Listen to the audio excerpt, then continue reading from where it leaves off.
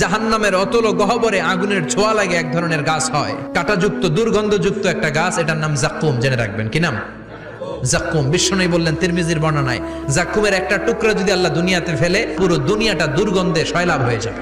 পুরো দুনিয়ার মানুষগুলো জাক্কুমের গন্ধে ওই জায়গায় শেষ, পুরো দুনিয়াটা নষ্ট হয়ে যাবে। ওই কাঁটাযুক্ত জাক্কুম তাদেরকে দেয়া হবে, ক্ষুধার চোটে জাক্কুমই খাইতে শুরু করবে। আহা, খেতেও পারবে না, গিলতেও পারবে না, এবার কয় পানি দাও। জাহান্নামীদের জন্য 4 ধরনের ঝর্ণা আছে।